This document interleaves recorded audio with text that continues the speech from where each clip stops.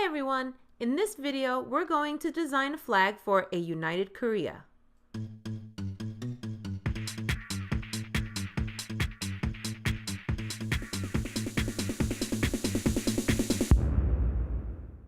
Right now, the Korean peninsula is divided into North and South.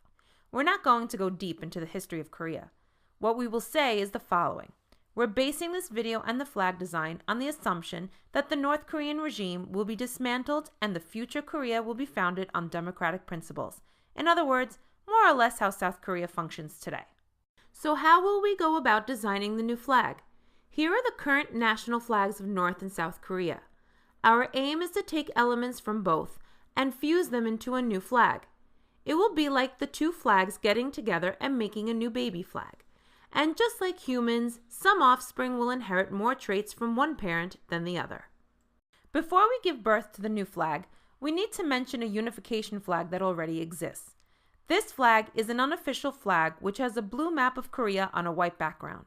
It's been used for sporting events such as the Olympic Games. While it's great that both countries have been making this gesture, the flag is not a well-designed one in our view. Back to our new flag design. The most important element of the North's flag is the red star. The star symbolizes communism, though the Kim dynasty has distanced itself from communism over the years and formed their own ideology known as Juche. For the South's flag, their main element is the red and blue circle, also known as the Taeguk. The Taeguk symbolizes balance and has its roots in Taoist philosophy. We're going to take one of these elements and discard the other. This is probably the most important design decision we're making, and because we're basing the flag on the idea that the future Korea will be more like the South, we're going to use their Taeguk and reject the red star. So that's a huge concession to South Korea. So let's see what we can take from the North. The North has 5 stripes. We're going to take the 2 blue stripes and use them in our design. As well as removing the red star, we're also going to remove the thick red stripe because that will clash with the red in the Taeguk.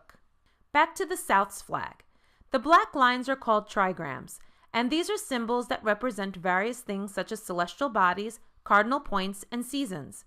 We're going to remove all of these because they make the flag unnecessarily complicated, and also because South Korea will keep its all-important Taeguk.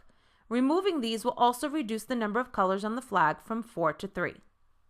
So now we're going to use the elements we're keeping of both flags and join them into one. This is our initial design. We've decided to choose the South Korea proportion of 3 to 5 rather than North Korea's 1 to 2. Right now we have more blue than red, so let's change one of the stripes to red. Now we have a blue stripe on top and a red one on the bottom. For the Taeguk, the red is on top and the blue is on the bottom. This gives good color balance between the red and blue. However, we're going to swap the stripes around. Now we have red on top and blue at the bottom. We believe this works better because it's easier to remember that all the red is now on the top and all the blue is now on the bottom. Later, we'll give another reason why we prefer it this way. The shades of blue and red are taken from the South Korean flag. These are darker than those of North Korea, so let's see what the flag looks like if we change it to the North's color scheme. As we can see, the red is significantly brighter for the North, while the blue is slightly brighter. We prefer the North's brighter colors, so we'll choose them. The flag design is almost complete. Now we're going to look closer at the Taeguk symbol. There is one issue with the symbol, and that's the contrast between the blue and red. These are 2 strong colors that contrast poorly.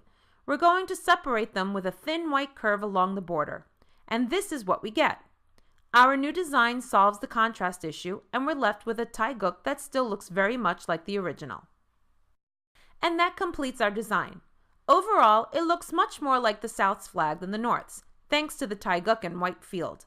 We've taken the North stripes and we've chosen to use their color shades. So what about meaning and symbolism for the flag? The Taeguk symbolism remains the same as before. Remember the stripes in swapping the red and blue? Well, another reason why we prefer the red on top is because the red stripe represents what would be the former North Korea with its communist past, while the bottom blue stripe represents what would be the former South Korea. The white background represents the reunification of North and South. If we were to review this flag using the 5 basic principles of flag design, like we are currently doing with all sovereign flags, our totally unbiased review would score the flag very highly. The only principle it would lose marks on is simplicity, and that would be due to the slightly tricky white curve that separates the red and blue of the Thai guk. Overall, we'd give this flag a score of 9.8 out of 10. So what do you guys think? Do you like the design? Do you agree with the notion of using elements of both flags to make a new one? Let us know what you think in the comments, and don't forget to subscribe to our channel and check out our other videos. Thank you for watching!